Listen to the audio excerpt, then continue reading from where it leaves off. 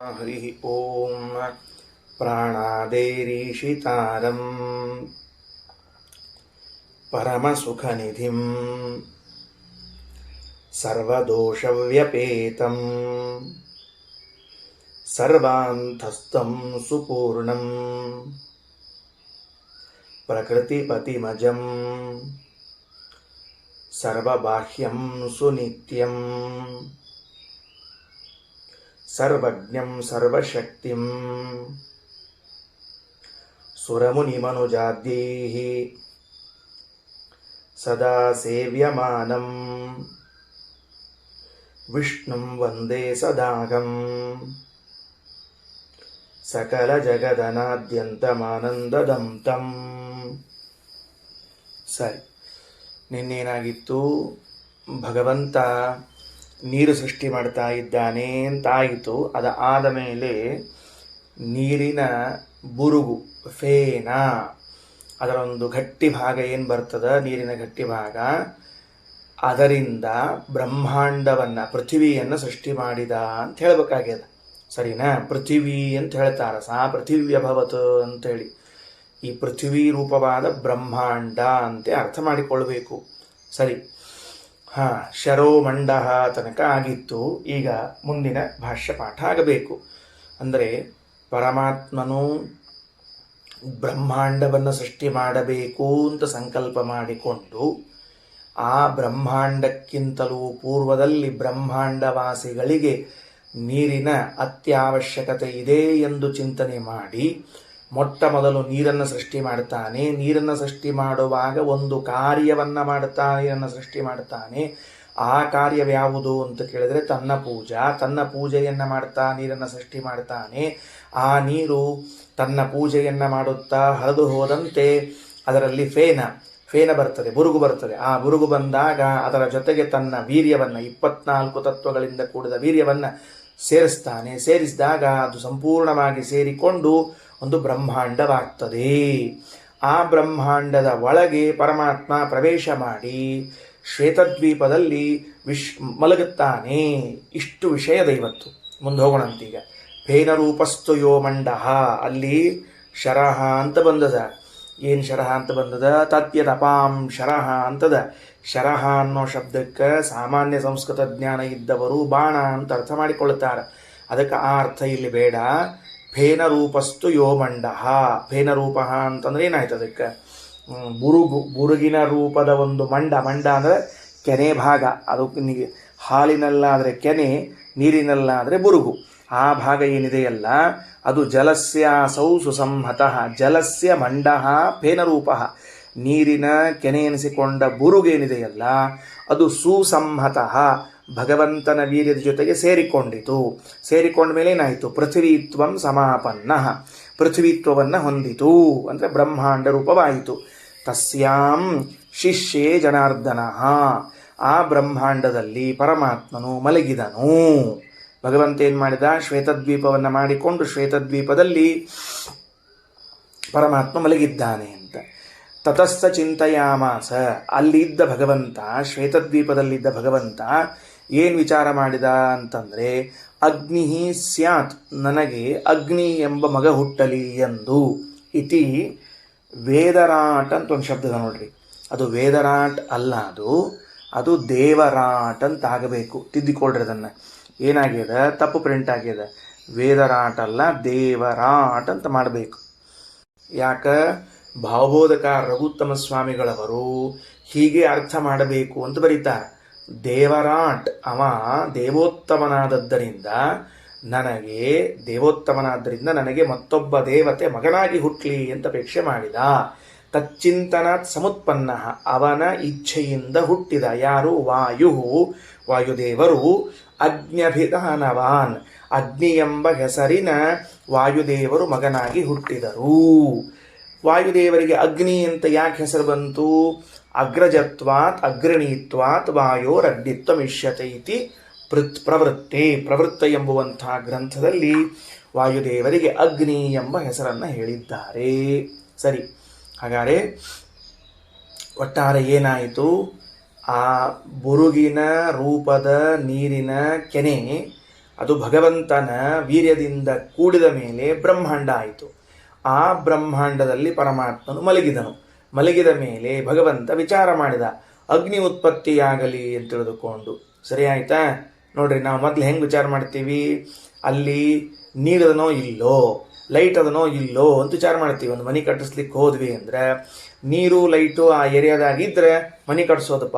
ನೀರು ಲೈಟ್ ಇದ್ದಿದ್ದಿಲ್ಲ ಅಂದ್ರೆ ಆ ಏರಿಯಾದಾಗ ಮನೆ ಕಟ್ಸೋ ಹಂಗಿಲ್ಲ. ಯಾಕಂದ್ರೆ ಆ ಏರಿಯಾದೊಳಗೆ ಇನ್ನೂ ನೀರೇ ಬಂದಿಲ್ಲ, ಲೈಟೇ ಬಂದಿಲ್ಲ, ಮನೆ ಕಟ್ಟಿ ಏನು ಮಾಡ್ಬೇಕು, ನಾವಲ್ಲಿ ಮೇಣಬತ್ತಿ ಹಿಡ್ಕೊಂಡು ಕೊಡ್ಬೇಕಾಗ್ತದೆ, ಅಷ್ಟ ಕೆಲಸ. ಆದ್ದರಿಂದ ಪರಮಾತ್ಮ ಮೊದಲು ನೀರಿನ ವ್ಯವಸ್ಥೆ, ಆಮೇಲೆ ಸ್ಥಳಕ್ಕೆ ಹೋದ, ಅಲ್ಲಿ ಅಗ್ನಿ ವ್ಯವಸ್ಥೆ, ಬೆಳಕಿನ ವ್ಯವಸ್ಥೆಯನ್ನು ಮಾಡ್ತಾ ಇದ್ದಾನೆ.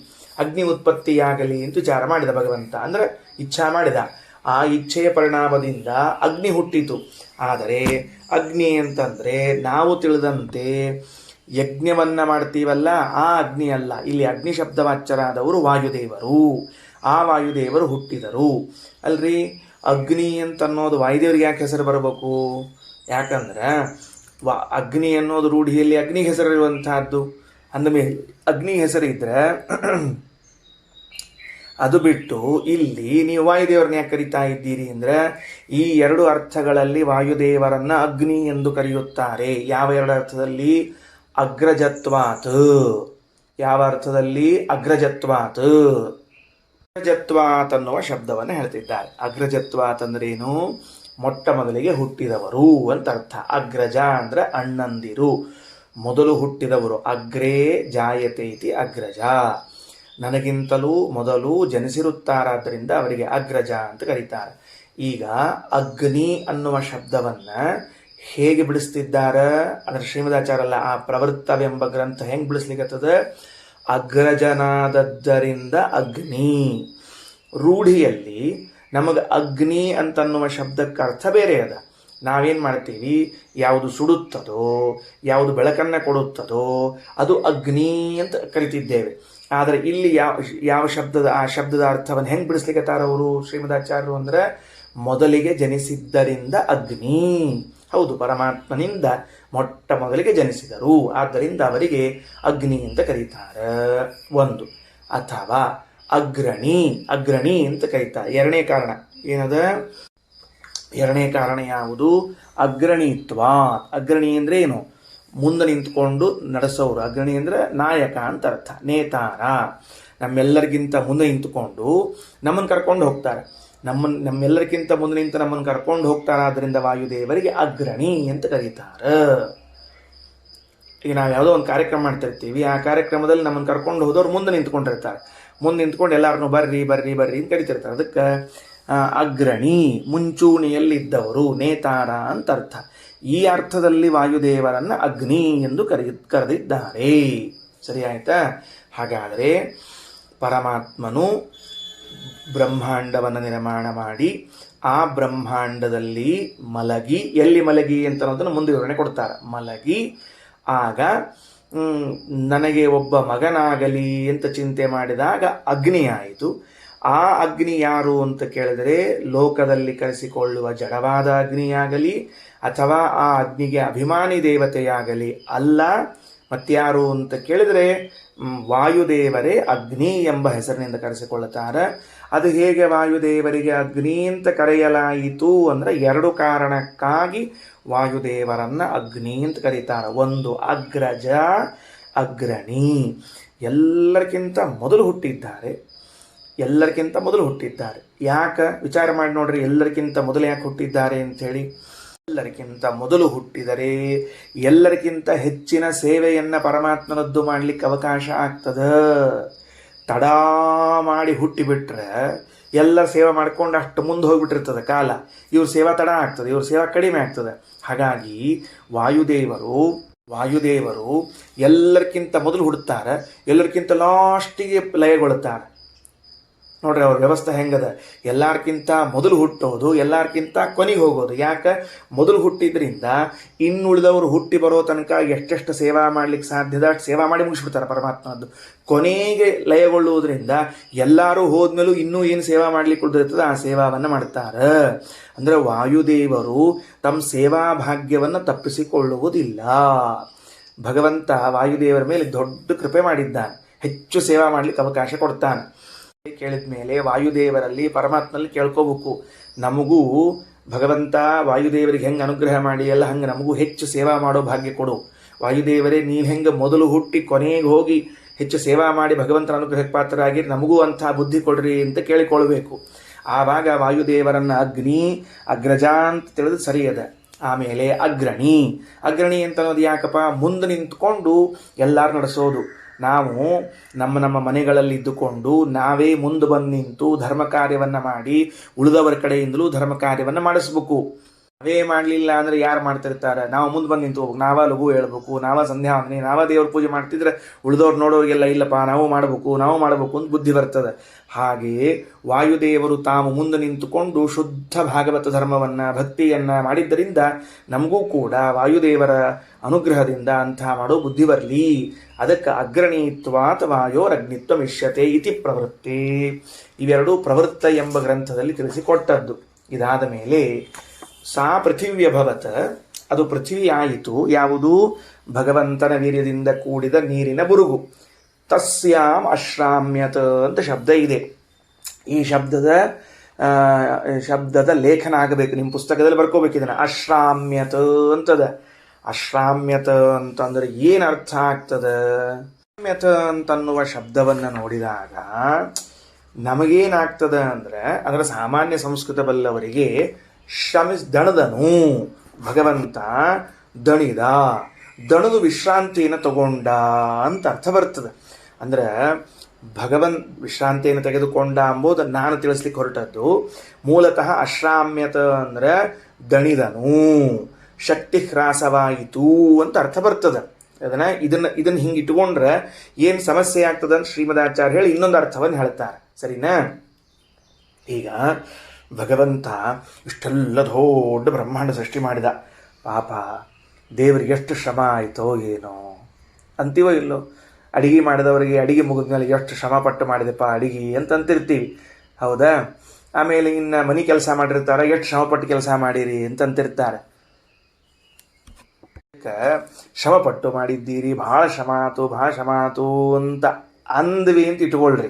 ಅಂದ್ರೆ ಸಾಮಾನ್ಯವಾಗಿ ಒಂದು ಕಾರ್ಯವನ್ನು ಮಾಡಿದಾಗ ದೇಹ ಮನಸ್ಸು ದಣಿತದ, ಬುದ್ಧಿ ದಣಿತದ. ಹಾಗಿದ್ರೆ ಭಗವಂತ ಇಷ್ಟು ದೊಡ್ಡ ಪ್ರಪಂಚ, 14 ಲೋಕಾತ್ಮಕವಾದ ಪ್ರಪಂಚವನ್ನು ನಿರ್ಮಾಣ ಮಾಡಿದಾಗ ದಣಿದನ. ಯಾಕಂದ್ರೆ ಉಪನಿಷತ್ತಿನಲ್ಲಿ ತಸ್ಯಾಂ ಅಶ್ರಾಮ್ಯತ, ಆ ಪೃಥ್ವಿಯನ್ನು ನಿರ್ಮಾಣ ಮಾಡಿದ, ಪೃಥ್ವಿಯಲ್ಲಿ ದಣಿದು ಕುಳಿತುಕೊಂಡ, ದಣದು ವಿಶ್ರಾಂತಿ ತೆಗೆದುಕೊಂಡ ಅಂತ ಬರ್ತದೆ. ಹೇಳ್ರಿ ಏನು ತಪ್ಪಾಯಿತು ಅಂತಂದರೆ, ಆಗ ದೇವರಿಗೆ ಶ್ರಮ ಎಂಬ ದೋಷ ಅದ. ಶ್ರಮ ಅಂದರೆ ಏನು? ಶಕ್ತಿ ಕುಂಠಿತ ಆಗ್ತದೆ, ದಣಿತಾನ ಅಂತನ್ನೋ ದೋಷವನ್ನು ಹೇಳಬೇಕಾಗ್ತದೆ. ಶ್ರೀಮದಾಚಾರ್ಯರು ಯಾವ ಕಾರಣಕ್ಕೂ ಹಂಗೆ ಒಪ್ಕೊಳ್ಳಿಕ್ಕೆ ತಯಾರಿಲ್ಲ. ಹೌದು, ಲೋಕದಲ್ಲಿ ತಾಸುಗಟ್ಟಲೆ ಕೆಲಸ ಮಾಡಿದ ಮೇಲೆ ದಣದದ್ದು ಕಂಡದು. ಹೌದು, ಭಗವಂತ ಇಷ್ಟು ದೊಡ್ಡ ಜಗತ್ತು ನಿರ್ಮಾಣ ಮಾಡಿದಾಗ ನಮಗೆ ಅನಿಸ್ಬಹುದು ಏನಂತ, ದೇವರು ದಣದುಕೊಂಡೇನೋ ಅಂತ ಅನಿಸ್ಬಹುದು. ನಮ್ಮ ಬುದ್ಧಿ ಸಣ್ಣದದ, ನಮ್ಮ ಬುದ್ಧಿ ಲೋಕರೂಢಿಯನ್ನು ನೋಡಿರ್ತದೆ, ಅನಿಸ್ಬಹುದು. ಭಗವಂತ ದಣಿದ ಅಂತ ಅರ್ಥ ಮಾಡಬಾರದು. ಮತ್ತೇನು ಮಾಡಬೇಕು? ತಗೊಳ್ರಿ, ಬ್ರಹ್ಮತರ್ಕ ವಾಕ್ಯವನ್ನು ಶ್ರೀಮದಾಚಾರ್ಯರು ಕೊಟ್ಟು ವ್ಯಾಖ್ಯಾನ ಮಾಡ್ತಾರೆ. ಏನು? ಶಕ್ತಿ ವಿಸ್ರಂಸನೆ ಚಾಪಿ ಶಯನೆ ಚಾಪಿ ಕೀರ್ತಿತಃ ಶ್ರಮ ಶಬ್ದಕ್ಕೆ ಎರಡು ಅರ್ಥ ಅದ. ಒಂದು ಶಕ್ತಿಗುಂದುವುದು, ಎರಡನೇದ್ದು ಮಲಗುವುದು. ಇಷ್ಟ ಅರ್ಥ ಬರೆದಿಟ್ಕೊಳ್ರಿ. ಶ್ರಮ ಈಸ್ ಈಕ್ವಲ್ ಟು ಏನು ಬರ್ಕೋಬೇಕು? ಶ್ರಮ ಈಸ್ ಈಕ್ವಲ್ ಟು ದಣಿಯುವುದು ಬಾರ್ ಮಲಗುವುದು, ಎರಡು ಹಾಕ್ಕೋಬೇಕು. ದಣಿಯುವುದು ಮತ್ತು ಮಲಗುವುದು ಅಂತ ಎರಡು ಅರ್ಥ ಅದ. ಹೌದು, ಈ ಎರಡು ಅರ್ಥ ಇದೆ ಅಂತನ್ನುವ ಮಾತನ್ನು ನೀವು ಯಾಕೆ ಉದಾಹರಿಸಿದಿರಿ? ನೋಡ್ರಿ, ಈಗ ನಾವು ದೊಡ್ಡವರ ಬಗ್ಗೆ ಹೇಳುವಾಗ ಹೆಂಗೆ ಹೇಳ್ತಿರ್ತೀವಿ? ಸ್ವಾಮಿಗಳವರು ವಿಶ್ರಾಂತಿಯಲ್ಲಿದ್ದಾರೆ ಅಂದ್ವಿ ಅಂತ ಇಟ್ಕೊಳ್ರಿ. ಅಥವಾ ರಾಜನು ವಿಶ್ರಾಂತಿಯಲ್ಲಿದ್ದಾನೆ ಅಂದ್ರೆ ಮಲಗಿದ್ದಾನೆ ಅಂತ ಅರ್ಥ ಅದಕ್ಕೆ. ಹೌದೋ ಇಲ್ಲೋ? ವಿಶ್ರಾಂತಿಯಲ್ಲಿದ್ದಾನೆ. ರಾಜ ಮಹಾರಾಜರುಗಳು ಈ ಹೊತ್ತಿನಲ್ಲಿ ವಿಶ್ರಾಂತಿಯಲ್ಲಿರುತ್ತಾರೆ ಅಂತಂದ್ರೆ ಮಲಗಿರ್ತಾರ ಅಂತ ಅರ್ಥ. ಅದಕ್ಕೆ ವಿಶ್ರಾಂತಿ ಶಬ್ದ ಇದು ಮಲಗು ಅನ್ನುವ ಅರ್ಥವನ್ನು ಕೊಡ್ತಾರೆ. ಅವನು ಕೆಲಸವನ್ನ ಮಾಡಿ ಬಹಳ ಶ್ರಾಂತನಾಗಿದ್ದಾನೆ ಅಂದರೆ ದಣದಿದ್ದಾನೆ ಅಂತೂ ಅರ್ಥ. ಸರಿ ಹೋತಾ? ಎರಡೂ ಪ್ರಯೋಗವ ಲೋಕದಲ್ಲಿ, ಎರಡೂ ಪ್ರಯೋಗವ. ಏನು ಪ್ರಯೋಗವ? ಆ ಕೂಲಿಯವನು ಕರ್ಮಕಾರ ಬಹಳ ಕೆಲಸ ಮಾಡಿ ಶ್ರಾಂತನಾದ, ದಣಿದು ಬಿಟ್ಟ. ರಾಜ ಮಹಾರಾಜರು ವಿಶ್ರಾಂತಿಯಲ್ಲಿದ್ದಾರೆ, ಮಲಗಿದ್ದಾರೆ. ಹಾಗಾದರೆ ಶ್ರಮ ಶಬ್ದ ಮಲಗು ಎಂಬ ಅರ್ಥವನ್ನು, ದಣಿದವನು ಎಂಬ ಅರ್ಥವನ್ನು ಎರಡನ್ನೂ ಹೇಳುತ್ತದೆ. ಹೌದು, ಇದನ್ನ ಯಾಕೆ ಹೇಳ್ತಿದ್ದೀರಿ ಅಂದ್ರೆ, ಶ್ರಮ ಶಬ್ದೋ ಹರೇರ್ನೈವ ಶಕ್ತಿ ವಿಶ್ರಂಸನಂ ಕ್ವಚಿತ್ ಅಥೋ ಹರೇಹೇ ಶ್ರಮೋ ನಾಮ ಶಯನಂ ಸಂಪ್ರಕೀರ್ತಿತಂ ಇತಿ ಬ್ರಹ್ಮತರ್ಕೇ. ಬಹಳ ಚಂದ. ಶ್ರಮ ಅನ್ನೋ ಶಬ್ದವನ್ನು ಭಗವಂತನ ವಿಷಯದಲ್ಲಿ ಬಳಸಿದಾಗ ಆ ಶ್ರಮ ಶಬ್ದವು ತನ್ನ ಅರ್ಥವನ್ನು ಕಳ್ಕೊಂಡ್ಬಿಡ್ತದೆ. ಏನು ಅರ್ಥವನ್ನು ಕಳ್ಕೋತದ ನೋಡ್ರಿ, ಶ್ರಮ ಎಂಬೋ ಶಬ್ದಕ್ಕೆ ಶಕ್ತಿ ಕಳ್ಕೊಂಡವ ಅಂತ ಅರ್ಥ ಇದ್ರೆ, ಶ್ರಮ ಶಬ್ದವು ಭಗವಂತನಲ್ಲಿ ಬಳಸಿದಾಗ ತನ್ನ ಅರ್ಥವನ್ನು ಕಳ್ಕೋತದೆ. ಏನಂತ? ಶಕ್ತಿ ಕಳ್ಕೊಂಡವ, ದಣಿದವ ಅಂತ ಅರ್ಥ ಹೇಳಂಗಿಲ್ಲ. ಮತ್ತೇನು ಹೇಳ್ತದೆ? ಇನ್ನೊಂದು ಅರ್ಥ ಅಂದ್ರೆ ಏನು? ಮಲಗಿದ್ದಾನೆ ಎಂಬ ಅರ್ಥವನ್ನು ಹೇಳ್ತದ. ಸರಿ ಆಯ್ತಾ? ಶ್ರಮ ಶಬ್ದ ಹರೇಹೇ ನೈವ ಶಕ್ತಿ ವಿಶ್ರಂಸನಂ ಕ್ವಚಿತ್. ಎಲ್ಲಿ ಶ್ರಮ ಶಬ್ದ ಅಂಬೋದು ಮೇಲಿಕ್ಕೆ ಹೋಗ್ಬೇಕಾ? ಅದು ಕಮ ಹಾಕೋಬೇಕಲ್ಲಿ. ಶಕ್ತಿ ವಿಶ್ರಂಸನೆ ಚಾಪಿ ಶಯನೆ ಚಾಪಿ ಕೀರ್ತಿತ ಶ್ರಮ ಶಬ್ದ. ಕಮ ಹಾಕ್ಕೊಳ್ರಿ, ಅಲ್ಲಿ ಕಮ ಹಾಕ್ಕೊಂಡ್ರಿ ಅಂದ್ರೆ ಹಿಂದಿನ ಸಂಬಂಧಪಟ್ಟದಾಗ್ತದೆ.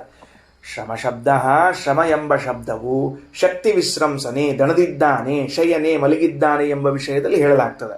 ಹರೇಹೇ ನೈವ ಶಕ್ತಿ ವಿಶ್ರಂಸನಂ ಕ್ವಚಿತ ಯಾವ ದೇಶ ಕಾಲಗಳಲ್ಲೂ ಕೂಡ, ಯಾವುದೇ ಒಂದು ದೇಶ, ಯಾವುದೇ ಒಂದು ಕಾಲದಲ್ಲೂ ಕೂಡ ನೋಡ್ರಿ ಏನಾಗ್ತದೆ ಅಂತಂದ್ರೆ, ನಾವು ನಮ್ಮ ಊರುಗಳಲ್ಲಿದ್ದಾಗ ನಮಗೇನು ಶಕ್ತಿ ಗುಂದೋದಿಲ್ಲ. ನಾವು ಬೇರೆ ಊರಿಗೆ ಹೋದರೆ ನಮ್ಮ ಶಕ್ತಿ ಗುಂದು ಬಿಡ್ತದೆ. ಹೌದೋ ಇಲ್ಲ? ನಮ್ಮ ಶಕ್ತಿ ಸಾಮರ್ಥ್ಯಗಳು ಕುಂದುತ್ತಾವೋ ಇಲ್ಲ? ಅನುಭವಕ್ಕೆ ಬಂತೋ ಇಲ್ಲೋ? ನಾವು ಯಾತ್ರಾಕ್ಕೆ ಹೋದಾಗ, ಬೇರೆ ಕಡೆಗೆ ಹೋದಾಗ ನಮ್ಮ ಊರಿನಾಗಿದ್ದಷ್ಟು ಶಕ್ತಿ ಸಾಮರ್ಥ್ಯ ಉಳಿದಿರೋದಿಲ್ಲ. ಹಂಗೆ ಭಗವಂತನಿಗೆ ತನ್ನ ಊರಿನಾಗ, ತನ್ನ ದೇಶದಲ್ಲಿದ್ದಾಗ ಶಕ್ತಿ ಅದ. ಬೇರೆ ಊರು, ಬೇರೆ ದೇಶಕ್ಕೆ ಹೋದಾಗ ಶಕ್ತಿ ಕಡಿಮೆ ಆಯ್ತೇನು ಅಂದ್ರೆ ಕ್ವಚಿತ ಇಲ್ಲ. ನಮಗೆ ತಾರುಣ್ಯದಲ್ಲಿದ್ದಾಗ ಶಕ್ತಿ ಬೇಕಾದಷ್ಟು ಇರ್ತದೆ, ವೃದ್ಧಾಪ್ಯಕ್ಕೆ ಬಂದಾಗ ಶಕ್ತಿ ಕುಂಠಿತ ಆಗ್ತದೆ. ಹಂಗೆ ಭಗವಂತನಿಗೆ ಕಾಲತಃ ಶಕ್ತಿ ಕುಂಠಿತ ಆಗ್ತದೇನು ಅಂದ್ರೆ ಇಲ್ಲ. ಅಂದಮೇಲೆ ಶ್ರಮ ಅನ್ನೋ ಶಬ್ದಕ್ಕೆ ಶಕ್ತಿಗುಂದು ಅನ್ನುವ ಅರ್ಥ ಇದ್ರೂ ಭಗವಂತನ ವಿಷಯದಲ್ಲಿ ಹೇಳಲಿಕ್ಕೆ ಬರುವುದಿಲ್ಲ. ಹರೇ ಹೇಳಬೇಕು. ಅಥೋ ಹರೇಹೇ ಶ್ರಮೋ ನಾಮ ಶಯನಂ ಸಂಪ್ರಕೀರ್ತಿತಂ. ಅದರಿಂದ ಭಗವಂತನ ವಿಷಯದಲ್ಲಿ ಶ್ರಮ ಅಂತನ್ನೋ ಶಬ್ದಕ್ಕೆ ಶಯನ ಮಲಗಿದನು ಅಂತ ಅರ್ಥ ಮಾಡಬೇಕು.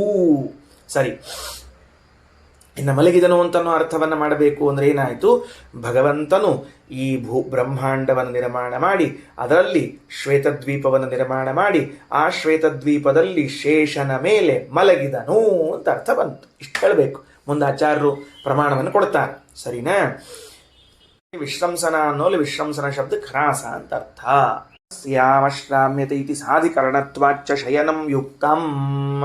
ಅಷ್ಟೇ ಅಲ್ಲ, ಇದು ಒಂದು ಅಂದರೆ ಸ್ವಾಭಾವಿಕವಾಗಿ ಭಗವಂತನಿಗೆ ಶ್ರಮ ಎಂಬುದು ಇಲ್ಲವಾದದ್ದರಿಂದಾಗಿ ಭಗವಂತನಿಗೆ ನಿದ್ರಾ ಅಂತೆ, ಮಲಗಿದನು ಅಂತೆ ಅರ್ಥ ಮಾಡಬೇಕು ಅರ್ಥ.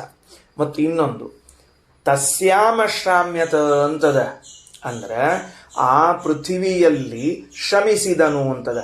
ಒಂದು ವೇಳೆ ದಣಿವು ಅನ್ನುವ ಅರ್ಥವನ್ನ ಮಾಡಿಕೊಂಡರೆ ಪೃಥಿವಿಯಲ್ಲಿ ದಣಿವು ಅನ್ನುವುದನ್ನು ಹೆಂಗೆ ಕೂಡಿಸ್ತೀರಿ? ಈ ಕೂಡಿಸ್ಲಿಕ್ಕೆ ಬರೋದಿಲ್ಲ ಅದಕ್ಕೆ. ಹೌದಾ? ಪೃಥ್ವಿ ಶಬ್ದ ಯಾವ ವಿಭಕ್ತಿ ಇಲ್ಲದ? ಸಪ್ತಮಿ ವಿಭಕ್ತಿ ಇಲ್ಲದ. ಸಪ್ತಮಿ ವಿಭಕ್ತಿ ಏನು ಮಾಡ್ತದೆ ಅಂದರೆ ಅಧಿಕರಣ ಅಂದರೆ ಆಧಾರ, ಆಶ್ರಯ ಅನ್ನೋ ಅರ್ಥವನ್ನು ಕೊಡ್ತದೆ. ಪೃಥ್ವಿಯಲ್ಲಿ ಮಲಗಿದನು ಅಂತ ಹೇಳಬಹುದು, ಪೃಥ್ವಿಯಲ್ಲಿ ಪರಮಾತ್ಮನು ದಣಿದನು ಅಂತ ಅರ್ಥ ಹೆಂಗೆ ಹೇಳ್ತೀರಿ? ಒಂದಕ್ಕೊಂದು ಸಂಬಂಧದನ ಇಲ್ಲದ? ಶ್ರೀಮದಾಚಾರ್ಯ ಅಂತಾರೆ, ಭಗವಂತನು ಪೃಥ್ವಿಯನ್ನು ಸೃಷ್ಟಿಸಿದ, ಪೃಥ್ವಿಯಲ್ಲಿ ದಣಿದ. ಹೆಂಗೆ ಹೊಂದಿಸ್ತೀರಿ? ಪೃಥ್ವಿಯನ್ನು ಸೃಷ್ಟಿ ಮಾಡಿ ತಾನು ದಣಿದನು ಅಂತ ಹೇಳ್ಬೋದು. ದಣಿವು ಎಂಬುದು ಅಂತಃಕರಣ ಧರ್ಮ, ನನ್ನಲ್ಲಿರಬೇಕಾದದ್ದು. ಪೃಥ್ವಿಯಲ್ಲಿ ಹೆಂಗಿರ್ಲಿಕ್ಕೆ ಸಾಧ್ಯ ಇದೆ? ಮಲಗಿದನು ಅಂತ ಅನ್ನೋದಾದರೆ ಬೇಕಾದರೆ ಪೃಥ್ವಿಯಲ್ಲಿ ಮಲಗಿದನು ಅಂತ ವ್ಯವಹಾರ ಮಾಡ್ಲಿಕ್ಕೆ ಬರ್ತದೆ. ಮನೆಯನ್ನು ಕಟ್ಟಿದನು, ಮನೆಯಲ್ಲಿ ದಣಿದನು ಅಂತ. ಮನೆಯನ್ನು ಕಟ್ಟಿದನು, ಮನೆಯಲ್ಲಿ ಮಲಗಿದನು ಅಂತ ಹೇಳ್ಬೋದು. ಹೌದೋ ಇಲ್ಲ? ಅದಕ್ಕೆ ಹೇಳ್ತಾರೆ ತಸ್ಯಾಂ ಅಶ್ರಾಮತ ಇತಿ ಸಾಧಿಕರಣತ್ವಾಚ್ಚ ಶಯನಂ ಯುಕ್ತಂ. ಸಾಧಿಕರಣತ್ವಾಚ್ಚ ಯುಕ್ತಂ. ಅದಕ್ಕೆ ಕೆಲವರೇ ಅಂತಾರ ಅಂತಂದ್ರೆ, ಹಂಗಲ್ಲ, ನಾವು ಹಿಂಗೆ ಅರ್ಥ ಮಾಡ್ತೀವಿ. ಏನು ಅರ್ಥ ಮಾಡ್ತೀವಿ ಅಂತಂದ್ರೆ, ಪೃಥ್ವಿಯಲ್ಲಿ ಹೊಂದಿಸ್ಬೇಕು ಹೋದಲ್ಲೋ, ಪೃಥಿವ್ಯಾಂ ಶಮೋ ನಾಮ ಅಂತಃಕರಣಧರ್ಮೋ ನಹಿ ಯುಜ್ಯತೆ, ಅಧಿಕರಣ ಪರಂಪರ ಕಲ್ಪನಾ ಪರಂಪರಾ ಕಲ್ಪನಂಚ ಕಷ್ಟ ಕಲ್ಪನಂ. ಕೆಲವು ವ್ಯಾಖ್ಯಾನಕಾರರು ಇಲ್ಲಿ ಭಗವಂತನು ದಣಿದನು ಅಂದರೆ ಭಗವಂತ ಅಲ್ಲ, ಸೃಷ್ಟಿ ಮಾಡಿದ ವ್ಯಕ್ತಿ ಯಾರಿದ್ದಾರೆ ಅವ ದಣಿದಿದ್ದಾನೆ ಅಂತ ಹೇಳ್ತಾರೆ. ವಾಸ್ತವಿಕವಾಗಿ ಬೇರೆ ವ್ಯಾಖ್ಯಾನಕಾರರು ಬ್ರಹ್ಮನು ಅಂದರೆ ಚತುರ್ಮುಖನು ಈ ಜಗತ್ತನ್ನು ನಿರ್ಮಾಣ ಮಾಡಿ ದಣಿದನು ಅಂತ ಅರ್ಥ ಬರೆದಿದ್ದಾರೆ. ನಮ್ಮ ಅರ್ಥವನ್ನು ಅವ್ರು ಬರೆದಿಲ್ಲ. ಆದರೆ ಶ್ರೀಮದಾಚಾರ್ಯ ಅನ್ನೋದು ಚತುರ್ಮುಖನೇ ಸೃಷ್ಟಿ ಮಾಡಲಿ, ಪರಮಾತ್ಮನೇ ಸೃಷ್ಟಿ ಮಾಡಲಿ, ಸೃಷ್ಟಿ ಮಾಡಿದ ವ್ಯಕ್ತಿಗಳ ಭೇದ ಇರವಲ್ತ್ಯಾಕ. ದಣಿದನು ಅಂತನ್ನುವುದಕ್ಕೆ ಚತುರ್ಮುಖನಾಗಲಿ ಪರಮಾತ್ಮನಾಗಲಿ ಮಲಗಿದರು ಅಂತ ಅರ್ಥ ಮಾಡಬೇಕೇ ಹೊರತಾಗಿ ದಣಕೊಂಡ್ರು ಅಂತ ಅರ್ಥ ಮಾಡ್ಲಿಕ್ಕೆ ಬರುವುದಿಲ್ಲ. ವ್ಯಕ್ತಿ ಯಾರೇ ಇರಲಿ, XYZ ಅರ್ಥ ಮಾಡ್ಲಿಕ್ಕೆ ಬರುವುದಿಲ್ಲ. ಯಾಕಂದ್ರೆ ಪೃಥಿವ್ಯಾಂ ಶ್ರಮೋ ನಾಮ ಅಂತಃಕರಣ ಧರ್ಮ. ಶ್ರಮ ಅಂತನ್ನುವುದು ಯಾವುದರ ಧರ್ಮ? ಅದು ಅಂತಃಕರಣದ ಧರ್ಮ. ಅಂತಃಕರಣ ಅಂದ್ರೆ ಏನು? ಮನಸ್ಸು, ಒಳಗಿನ ಧರ್ಮ, ಅದು ಮನಸ್ಸಿನ ಧರ್ಮ ಅದು. ಹಾಗಾದರೆ ಅಂತಃಕರಣದ ಧರ್ಮವೆನಿಸಿರುವಂತಹ ದಣಿವು ಅನ್ನುವುದು ಪೃಥ್ವಿಯಲ್ಲಿ ಹೆಂಗೆ ಬರ್ತದ ಅಂತ ಪ್ರಶ್ನೆ. ಅದಕ್ಕೆ ಅವರು ಉತ್ತರ ಹೇಳ್ತಾರೆ, ಸಿಂಪಲ್ ರೇ, ಏನು ದೊಡ್ಡ ವಿಚಾರ, ಏನೋ ನಮಗೆ ಗೊತ್ತಿಲ್ಲ ಅಂತ ಹೇಳ್ತಾರೆ. ನೋಡ್ರಿ, ದಣಿವು ಇವನ ಮನಸ್ಸಿನಾಗದ, ಆ ಮನಸ್ಸು ಶರೀರದಲ್ಲದ, ಶರೀರ ಪೃಥ್ವಿಯಲ್ಲದ ಅಂದಮೇಲೆ ಪರಂಪರೆಯ ದಣಿವು ಅನ್ನೋದು ಪೃಥ್ವಿಯಲ್ಲಿ ಬಂತಲ್ಲ. ಮತ್ತೆ ಹಂಗಾದ್ರೆ ನೋಡ್ರಿ ಎಷ್ಟು ಶಾಣೆ ಇದ್ದಾರೆ ನೋಡ್ರಿ. ಇಷ್ಟು ಬುದ್ಧಿನವರು ದೇವ್ರು ತಿಳ್ಕೊಳ್ಳಿಕ್ಕೆ ಉಪಯೋಗಿಸಿದ್ರೆ ಇಷ್ಟೊತ್ತಿಗೆ ಮೋಕ್ಷ ಆಗ್ತಿರ್ಲಿಲ್ಲ ಅವರಿಗೆ, ವ್ಯಾಖ್ಯಾನ ಮಾಡೋರಿಗೆ.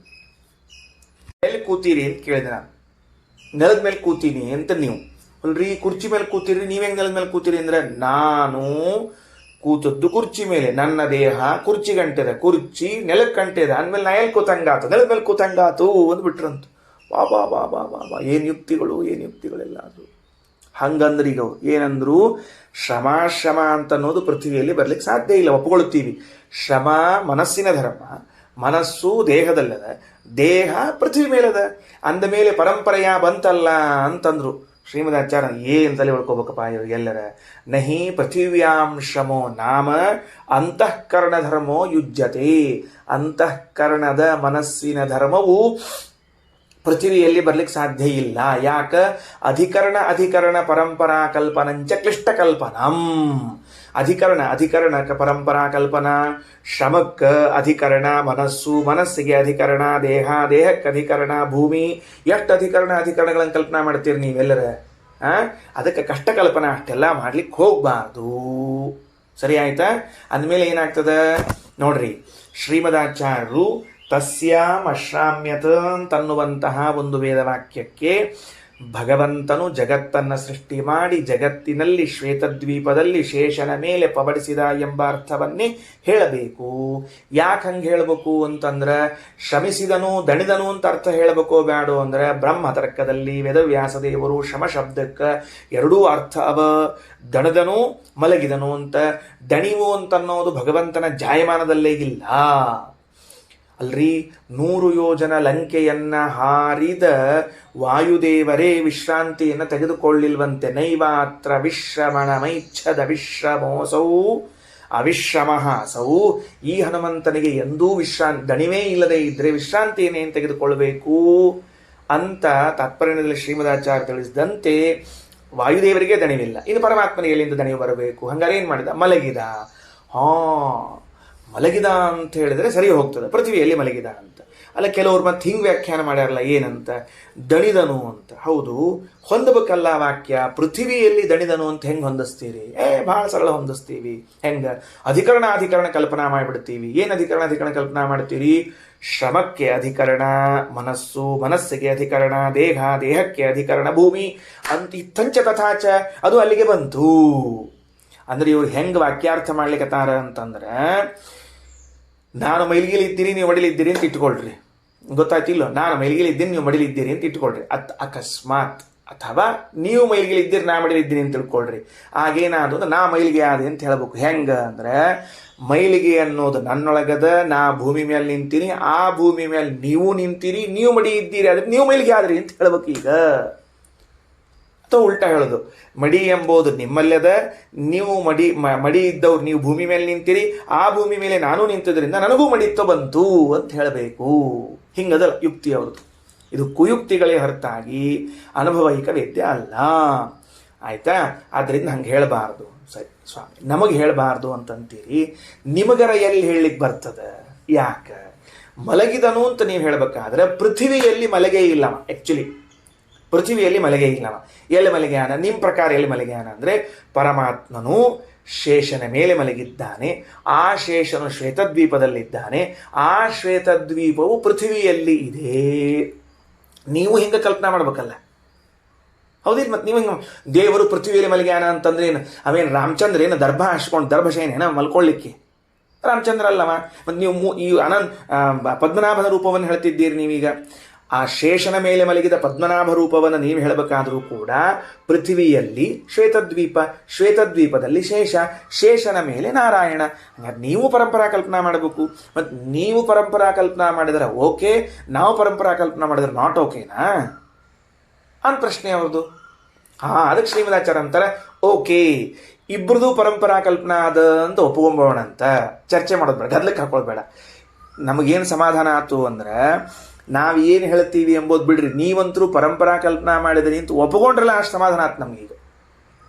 ಏನು ನೋಡ್ರಿ, ಅಂದ್ರೆ ಆಚಾರ್ಯರ ವಾದಕ್ರಮ ಹೆಂಗದ ಅಂದ್ರೆ, ನೀವು ಕಲ್ಪನಾ ಮಾಡ್ರಿ, ನೀವು ಪರಂಪರಾ ಕಲ್ಪನಾ ಮಾಡೀರಿ ಅಂತ ಹೇಳೋ ಭರದಲ್ಲಿ ನಾವಂತರೂ ಪರಂಪರಾ ಕಲ್ಪನಾ ಮಾಡೀವಿ. ಅಷ್ಟು ಸಾಕು ನಮಗೆ ಅಷ್ಟು ಒಪ್ಕೊಂಡ್ರೆ ಸಾಕು, ನಾವು ಮುಂದಿನಲ್ಲೇ ವ್ಯವಹಾರ ಮಾಡ್ಕೋತೀವಿ. ಆದ್ದರಿಂದ ನಾವಷ್ಟ ಪರಂಪರಾ ಕಲ್ಪನಾ ಮಾಡಿಲ್ಲ, ನೀವು ಮಾಡಿದ್ದೀರಿ, ನಿಮ್ಮದು ತಪ್ಪು ಅಂತೀವಿ. ಸರಿ, ಶ್ರೀಮದಾಚಾರ್ಯ ಅಂದರು, ಒಂದು ಕೈಯಲ್ಲಿ ತಕ್ಕಡಿಯ ಒಂದು ಭಾಗದಲ್ಲಿ ನಮ್ಮ ಪರಂಪರಾ ಕಲ್ಪನಾ, ಇನ್ನೊಂದು ತಕ್ಕಡಿಯಲ್ಲಿ ನಿಮ್ಮ ಭಾಗ ಇಟ್ಕೋತೀವಿ. ನಮ್ದೇನು ಅಂತ ಕೇಳಿದ್ರೆ, ಪೃಥ್ವಿಯಲ್ಲಿ ಪರಮಾತ್ಮ ಮಲಗಿದ. ಹೇಗೆ? ಪೃಥ್ವಿಯಲ್ಲಿ ಶ್ವೇತದ್ವೀಪ, ಶ್ವೇತದ್ವೀಪದಲ್ಲಿ ಶೇಷ, ಶೇಷನ ಮೇಲೆ ನಾರಾಯಣ ಮಲಗಿದ. ಈ ರೀತಿಯಾಗಿ ಪೃಥ್ವಿಯಲ್ಲಿ ಮಲಗಿದ ಅಂತ ನಮ್ಮದು. ದಣಿವು, ದಣಿವಿಗೆ ಆಶ್ರಯ ಮನಸ್ಸು, ಮನಸ್ಸಿಗೆ ಆಶ್ರಯ ದೇಹ, ದೇಹಕ್ಕೆ ಆಶ್ರಯ ಪೃಥ್ವಿ. ಈ ರೀತಿಯಾಗಿ ಪರಂಪರಾ ಕಲ್ಪನಾ ನಿಮ್ಮದು. Yes okay. ತಡಿ. ನಾವು ಹೇಳುವುದಕ್ಕೆ ಪರಂಪರಾ ಕಲ್ಪನಕ್ಕೆ ಪ್ರಮಾಣ ಇದೆಯಾ ಇಲ್ಲವಾ ನೋಡೋಣ. ನೀವು ಹೇಳುವ ಪರಂಪರೆ ಕಲ್ಪನೆಗೆ ಪ್ರಮಾಣ ಇದೆಯೋ ಇಲ್ಲವೋ ನೋಡೋಣ. ತಗೊಳ್ರಿ ಮುಂದಿನ ವಾಕ್ಯ. ಸೃಷ್ಟ್ವಾ ಸ ಪೃಥಿವೀಂ ವಿಷ್ಣು ಶೇತೇನಂತೆ ಮಧ್ಯಗಃ ತಸ್ಯಾಂ ಪೃಥಿವ್ಯಾಂ ಶ್ವೇತಾಖ್ಯೇ ದ್ವೀಪೇ ಮುಕ್ತೈರುಪಾಸಿತಃ ಇತಿ ಮುಕ್ತಿ ಸಂಹಿತಾಯಾಂ. ಮುಕ್ತಿ ಸಂಹಿತಾ ಎನ್ನೋ ಗ್ರಂಥದಲ್ಲಿ ಪ್ರಮಾಣ ಉಂಟು. ಸಹ ವಿಷ್ಣು, ಆ ಪರಮಾತ್ಮನು ಪೃಥಿವೀಂ ಸೃಷ್ಟ್ವಾ, ಪೃಥಿವಿಯನ್ನು ಸೃಷ್ಟಿ ಮಾಡಿದ್ನ. ಪೃಥಿವಿಯನ್ನು ಸೃಷ್ಟಿ ಮಾಡಿದ ಮೇಲೆ ಮುಂದೆ ತಸ್ಯಾಂ ಪೃಥಿವ್ಯಾಂ, ಆ ಪೃಥಿವಿಯಲ್ಲಿ ಶ್ವೇತಾಖ್ಯೇ ದ್ವೀಪೆ, ಶ್ವೇತದ್ವೀಪವನ್ನು ನಿರ್ಮಾಣ ಮಾಡಿದ. ಶ್ವೇತದ್ವೀಪೆ ಅನಂತೆ ಅಬ್ಧಿಮಧ್ಯಗಃ ಅನಂತೆ ಶೇತೆ ಮುಕ್ತೈರುಪಾಸಿತ ಸನ್ ಶ್ವೇತೆ. ಆ ಶ್ವೇತದ್ವೀಪವನ್ನು ನಿರ್ಮಾಣ ಮಾಡಿ, ಆ ಶ್ವೇತದ್ವೀಪದಲ್ಲಿ ಅನಂತೆ ಶೇಷನ ಮೇಲೆ, ಅದು ಏನು? ಅಬ್ಧಿಮಧ್ಯಗಃ ಕ್ಷೀರಸಾಗರದ ಮಧ್ಯದಲ್ಲಿ, ಮುಕ್ತೈ ಉಪಾಸಿತ ಸನ್, ಮುಕ್ತರಿಂದ ಉಪಾಸಿಸಲ್ಪಡುವನಾಗಿ ಪೂಜಿಸಲ್ಪಡುವನಾಗಿ ಶೇತೆ ಮಲಗಿದ್ದಾನೆ. ಸರಿ ಆಯ್ತಾ? ನಮಗೇನು ವಿಷಯ ಬೇಕಾಗಿ ಸಿಕ್ತು. ಈಗ ಪ್ರಮಾಣ ಉಂಟು, ನೀ ಕೊಡು, ಇಂಥದ್ದು ಪ್ರಮಾಣ ಕೊಡೋಣಂತ. ಯಾವ್ದ್ರ? ಪೌರುಷೇಯ ಆಗಮ ಏನರ ಒಂದು ಕೊಡು ನೋಡಂತ. ನೀ ಏನು ಕೊಡ್ಬೇಕೀಗ? ಸೃಷ್ಟಿ ಮಾಡಿ ದಣಿವು ಭೂಮಿಯಲ್ಲಿದೆ ಅನ್ನೋದು ಪ್ರಮಾಣ ಕೊಡಬೇಕು. ಇಲ್ಲ, ಆದ್ದರಿಂದ ನಾವು ಪರಂಪರಾ ಕಲ್ಪನಾ ಮಾಡಿದ್ದು ಪ್ರಮಾಣಾನುಸಾರಿ, ನೀನು ಪರಂಪರಾ ಕಲ್ಪನಾ ಮಾಡಿದ್ದು ಸ್ವಬುದ್ಧಿಯನುಸಾರಿ, ನಿನ್ನ ಬುದ್ಧಿಗನುಸಾರಿಯಾಗಿ ಮಾಡಿದ್ದಿ, ಪ್ರಮಾಣವಿಲ್ಲ. ಭಾಳ ಚಂದ ವಿಷಯ ನೋಡ್ರಿ. ಎಷ್ಟು ಆನಂದ! ಬೆಳಗ್ಗೆದ್ದು ಭಗವಂತನ ತತ್ವವನ್ನು ಕೇಳಿದ್ರೆ ಎಷ್ಟು ಸಮಾಧಾನ ಇರ್ತದೆ ಮನಸ್ಸಿಗೆ. ಏನಂತಾರೆ ಶ್ರೀಮದಾಚಾರ್ಯ ಅಂತಾರೆ, ಮುಕ್ತಿ ಸಂಹಿತಾದಲ್ಲಿ ಆ ಒಂದು ಭಗವಂತ ಭೂಮಿಯನ್ನು ನಿರ್ಮಾಣ ಮಾಡಿದ ಮೇಲೆ ಆ ಭೂಮಿಯ ಮಧ್ಯದಲ್ಲಿ ಶ್ವೇತದ್ವೀಪವೊಂದನ್ನು ನಿರ್ಮಾಣ ಮಾಡಿದ ಅಂತಂದ್ರೆ ಹೊಸದಾಗಿ ಮಾಡಲಿಲ್ಲ. ಶ್ವೇತದ್ವೀಪ ಇದು ನಿತ್ಯ ಲೋಕ ಆದದ್ದರಿಂದ ತನ್ನ ಉದರದಲ್ಲಿ ಇದ್ದ ಶ್ವೇತದ್ವೀಪವನ್ನು ಹೊರಗೆ ಪ್ರಕಟ ಮಾಡಿದ. ಆ ಹೊರಗೆ ಪ್ರಕಟವಾದ ಶ್ವೇತದ್ವೀಪದಲ್ಲಿ ಕ್ಷೀರಸಾಗರ, ಆ ಕ್ಷೀರಸಾಗರದ ಮಧ್ಯದಲ್ಲಿ ಶೇಷ, ಆ ಶೇಷನ ಮೇಲೆ ತಾನು ಕುಳಿತರೆ ಹಿಂದಿನ ಕಲ್ಪದಲ್ಲಿ ಮುಕ್ತರಾಗಿ ಶ್ವೇತದ್ವೀಪದಲ್ಲಿ ಇದ್ದವರು ಯಾರಿದ್ದರಲ್ಲ ಅವರೆಲ್ಲ ಪುನಃ ಶ್ವೇತದ್ವೀಪದಲ್ಲಿ ಬಂದರು. ಅವರೆಲ್ಲ ಭಗವಂತನ ಉಪಾಸನೆಯನ್ನು ಪೂಜೆಯನ್ನು ಮಾಡ್ತಾ ಇದ್ದಾರೆ. ಇಂಥವನು ಭಗವಂತ ಅಂತ ಮುಕ್ತಿ ಸಂಹಿತೆಯಲ್ಲಿ ಉಂಟು. ಸರಿ, ಇನ್ನು ಮತ್ತೊಂದು ಮಾತದ ಅದರಲ್ಲಿ. ಏನು ಮಾತದ ಅಂತಂದ್ರೆ, ಪರಮಾತ್ಮನು ಆಲೋಚನೆ ಮಾಡಿದ ಅಂತದಲ್ಲಿ ವಾಕ್ಯ ನೋಡ್ರಿ. ತಸ್ಯ ಶಾಂತಸ್ಯ ತಪ್ತಸ್ಯ ತೇಜೋರಸೋ ನಿರವರ್ತತ ಅಗ್ನಿ. ಆ ಮಲಗಿದ ಭಗವಂತನ ತಪ್ತಸ್ಯ ಅಂತದ. ತಪ್ತಸ್ಯ ಅನ್ನೋ ಶಬ್ದಕ್ಕೆ ಆಲೋಚಿಸಿದ ಅಂತ ಅರ್ಥ ಮಾಡಬೇಕೆ ಹೊರತಾಗಿ ತಾಪಗೊಂಡ ಅಂತ ಅರ್ಥ ಮಾಡಬಾರ್ದು. ಬರ್ಕೊಂಡಿಟ್ಕೊಳ್ರಿ. ತಪ್ತಸ್ಯ ಅನ್ನೋ ಶಬ್ದಕ್ಕೆ ಏನು ಅರ್ಥ ಮಾಡಬೇಕು? ಆಲೋಚನೆ ಮಾಡಿದ್ದು. ತಪ ಆಲೋಚನೆ ಅಂತೂ ಸಂಸ್ಕೃತದಲ್ಲಿ ಧಾತು ಉಂಟು. ಹಾಗಾದರೆ ಭಗವಂತ ಅಲ್ಲಿ ಮಲಗಿದ ಮೇಲೆ ಏನು ಆಲೋಚನೆ ಮಾಡಿದ? ನನಗೆ ಜಗತ್ತಿನ ಸರ್ವ ಸಾಮರ್ಥ್ಯೋಪೇತವಾದ ಶ್ರೇಷ್ಠವಾದ ಒಂದು ಮಗು ಹುಟ್ಲಿ ಅಂತ ಇಚ್ಛೆ ಮಾಡಿದ. ಸರಿ ಆಯ್ತಾ? ಏನಂತ ಹೇಳಿದ್ದು? ಜಗತ್ತಿನಲ್ಲಿ ಏನೇನು ಪದಾರ್ಥ ಅದ, ಅದರೇನು ಸಾಮರ್ಥ್ಯ ಅದ, ಅದರ ಒಂದು ಸಾರಭೂತವಾದ ಒಂದು ಮಗು ಹುಟ್ಲಿ ಅಂತ ಅಪೇಕ್ಷೆ ಮಾಡಿದರು. ಹೌದು. ಹಾಗಾದರೆ ತಪ್ತಸ್ಯ ಅಂತನ್ನುವ ಶಬ್ದಕ್ಕೆ ಭಗವಂತ ತಾಪಗೊಂಡವನು ಅಂತ ಯಾಕೆ ಅರ್ಥ ಮಾಡಬಾರದು ಅಂತಂದ್ರೆ, ಮತ್ತೆ ಬ್ರಹ್ಮತರ್ಕದ ವಾಕ್ಯ ಮುಂದೆ ಶ್ರೀಮದಾಚಾರ್ಯ ಹೇಳೋದು, ತಪ್ತ ಆಲೋಚನಾಯುಕ್ತ ತಸ್ಮಾತ್ ಕಾರ್ಯಾರ್ಥ ಕಾಮನ ತಪ್ತತಾತು ಹರೇರುಕ್ತ ಕುತೋ ದುಃಖಂ ಹರೇಹೇ ಪ್ರಭೋಹೋ. ತಪ್ತಃ ಅನ್ನೋ ಶಬ್ದಕ್ಕೆ ಆಲೋಚನಾ ಯುಕ್ತ ಅಂತ ಅರ್ಥ ಮಾಡಬೇಕು. ತಸ್ಮಾತ್ ಕಾರ್ಯಾರ್ಥ ಕಾಮನ ತಪ್ತತ ಹರೇರುಕ್ತ. ಮುಂದೆ ಇನ್ನೊಂದು ಪದಾರ್ಥವನ್ನು ಸೃಷ್ಟಿಸಬೇಕು ಎಂದು ಇಚ್ಛಿಸಿದ ಅನ್ನುವ ಅರ್ಥವನ್ನು ಹೇಳಬೇಕೆ ಹೊರತಾಗಿ ತಾಪಗೊಂಡ ಅವ ಹಿಂಗಂದ್ಬಿಟ್ಟ ಭಾಳ ತಾಪ ಆತ್ ನೋಡ್ರಿ ನನಗೆ ಅಂತಂತಿರ್ತಾರೆ ಇತ್ತು ಅಂತನ್ನುವ ಅರ್ಥವನ್ನು ಹೇಳಬಾರ್ದು. ಯಾಕೆ? ಪ್ರಭೋ ಹರೇಹೇ ಕುತೋ ದುಃಖಂ. ಎಷ್ಟು ಚಂದ ನೋಡಿ ಬ್ರಹ್ಮತರ್ಕದ ವಾಕ್ಯ. ಪ್ರಭೋ ಹರೇಹೇ ಕುತೋ ದುಃಖಂ. ಅಲ್ರಿ, ಸರ್ವಸಮರ್ಥನಾದ ಭಗವಂತನಿಗೆ ದುಃಖ ಅನ್ನೋದೆಲ್ಲಿಂದ ಆಗಬೇಕು? ಈಗ ದುಃಖಕ್ಕೂ ಅಸಾಮರ್ಥ್ಯಕ್ಕೂ ನಂಟದ. ಗಂಡ ಹೆಂಡತಿಯವರಿಬ್ಬರು ನೆನಪಿಟ್ಟುಕೊಳ್ರಿ. ಯಾರು ಗಂಡ ಹೆಂಡತಿಯವರು? ದುಃಖ ಅಸಾಮರ್ಥ್ಯ ಇವೆರಡು ಒಂದಕ್ಕೊಂದು ಸಂಬಂಧಿಕರವರು. ನಾನು ಅಸಮರ್ಥನಾದದರಿಂದ ದುಃಖ ಪಡ್ತೇನೆ. ಸರಿ ಆಯ್ತಾ? ದುಃಖ ಯಾಕೆ ಪಡ್ತೀನಿ? ನಾನು ಅಸಮರ್ಥನಾಗಿದ್ದೇನೆ, ಅದಕ್ಕೆ ದುಃಖ ಪಡ್ತೇನೆ. ಪರಮಾತ್ಮ ಸರ್ವಸಮರ್ಥನಾದ್ದರಿಂದ ತದ್ವಿರುದ್ಧವಾದದ್ದು ಬರ್ಲಿಕ್ಕೆ ಸಾಧ್ಯನೇ ಇಲ್ಲ, ದುಃಖ ಇರ್ಲಿಕ್ಕೆ ಸಾಧ್ಯ ಇಲ್ಲ. ಯಾಕೆ? ಲೋಕದಲ್ಲಿ ಏನು ಕಂಡದ? ಈಗ ಒಬ್ಬ ಅಸಮರ್ಥ್ಯ ಇದ್ದಾನ, ಅವ ಅಳ್ಕೋತ್ ಕೂತಿರ್ತಾನೆ. ದುರ್ಬಲ ಇದ್ದಾನೆ, ಅಳ್ಕೋತ್ ಕೂತಿರ್ತಾನೆ. ಮನ್ಯಾಗ ಸಣ್ಣ ಹುಡುಗರು, ಸಣ್ಣ ಮಕ್ಕಳು ಯಾಕೆ ಅಳ್ಲಿಕತ್ತಾನವ ಅಂದ್ರೆ ಅಸಮರ್ಥನ ಇದ್ದಾನೆ, ಅಳ್ತಿದ್ದಾನ. ಹಂಗಾರೆ ಅಸಾಮರ್ಥ್ಯಕ್ಕೂ ದುಃಖಕ್ಕೂ ಸಂಬಂಧ ಉಂಟು. ಭಗವಂತನಲ್ಲಿ ಅಸಾಮರ್ಥ್ಯವೇ ಇಲ್ಲವಾದ್ದರಿಂದ ದುಃಖವೂ ಇರ್ಲಿಕ್ಕೆ ಅವಕಾಶವಿಲ್ಲ. ಅದಕ್ಕೆ ತಪ್ತ ಆಲೋಚನಾಯುಕ್ತ ತಸ್ಮಾತ್ ಕಾರ್ಯಾರ್ಥ ಕಾಮನಾ ತಪ್ತತಾತು ಹರೇರುಕ್ತ ಕುತೋ ದುಃಖಂ ಹರೇ ಪ್ರಭು ಇತಿ ಬ್ರಹ್ಮತರ್ಕೆ. ಕೊನೆ ವಾಕ್ಯದಲ್ಲಿ ತೇಜೋರಸಃ ಅಂತದ. ಆ ತೇಜೋರಸಃ ಎಂಬ ಶಬ್ದಕ್ಕೆ ಬರೀತಾರೆ ಜಗತಃ ಸಾಮರ್ಥ್ಯ ಸಾರಭೂತಃ. ಜಗತ್ತಿನ ಸಂಪೂರ್ಣವಾದ ಸಾಮರ್ಥ್ಯ ಏನದರೋ ಅದರ ಸಾರ ಭಾಗ ಏನಿದೆಯಲ್ಲ ಅದು. ಅದೇನಾಯಿತು? ಅಗ್ನಿ ಹುಟ್ಟಿತು ಅಂತ ಅರ್ಥ. ನಿಲ್ರಿ, ಒಂದು ನಿಮಿಷ ನಿಲ್ರಿ.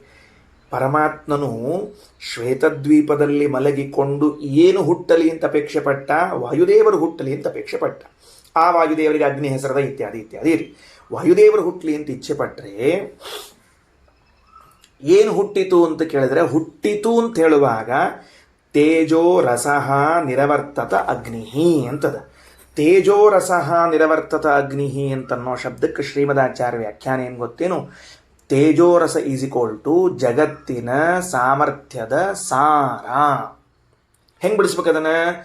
ತೇಜ ಅಂತನ್ನೋ ಶಬ್ದಕ್ಕೆ ಸಾಮರ್ಥ್ಯ, ತೇಜ ಅನ್ನೋ ಶಬ್ದಕ್ಕೆ ಸಾಮರ್ಥ್ಯ, ಆಮೇಲೆ ರಸಃ ಅನ್ನೋ ಶಬ್ದಕ್ಕೆ ಸಾರ ಅಂತ ಅರ್ಥ. ಬರ್ಕೊಂಡಿಟ್ಕೊಂಡ್ರೆ ತೇಜೋರಸಃ ಅಂತನ್ನುವ ಶಬ್ದದಲ್ಲಿ ತೇಜಸ್ಸು ಅನ್ನೋ ಶಬ್ದಕ್ಕೆ ಸಾಮರ್ಥ್ಯ, ಸಾರ ಅಂತನ್ನೋ ರಸಃ ಅನ್ನೋ ಶಬ್ದಕ್ಕೆ ಸಾಮರ್ಥ್ಯ, ಸಾರ ಅಂತ ಅರ್ಥ.